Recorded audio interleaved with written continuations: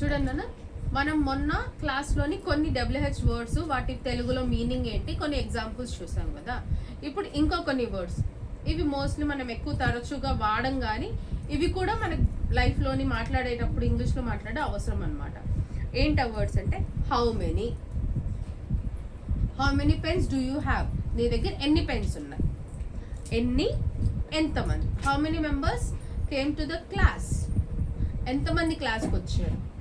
ఓకేనా, ఇలాగ వస్తువు గురించి అయినా లేదా మనుషుల గురించి అయినా ఏది వస్తువు గురించి మాట్లాడినప్పుడు ఎన్ని అని మాట్లాడతాము, మనుషుల గురించి అన్నప్పుడు ఎంతమంది అని. తెలుగులో అయితే మారుతుంది కానీ ఇంగ్లీష్లో మాత్రం హౌ మెనీ అని మాత్రమే యూజ్ చేస్తాం. నెక్స్ట్ ఇంకొకటి హౌ మచ్, ఎంత.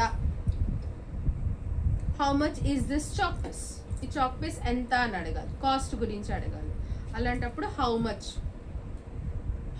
వర్క్ డూ యూ డన్, నువ్వు ఎంత పని చేసావు అని చెప్పడానికి హౌ మచ్ అని యూజ్ చేస్తాం. ఎంత అని వాడడానికి హౌ మచ్. నెక్స్ట్ హూజ్, ఎవరిది. మనం క్లాస్లో పెన్స్ ఏమైనా మిస్ అయిపోయి బుక్ మిస్ అయింది అడుగుతాం కదా జనరల్గా, whose book is this, whose pen is this, ఇలా క్వశ్చన్ చేస్తాను. ఎవరిది ఈ పెన్ను అంటే ఈ వస్తువు ఏదైతే ఉందో అది ఎవరిది అని అడగడానికి హూజ్ అనే వర్డ్ని వాడతాం. ఓకేనా, ఇవి మనం తరచుగా వాడే కొన్ని డబ్ల్యూహెచ్ వర్డ్ క్వశ్చన్స్.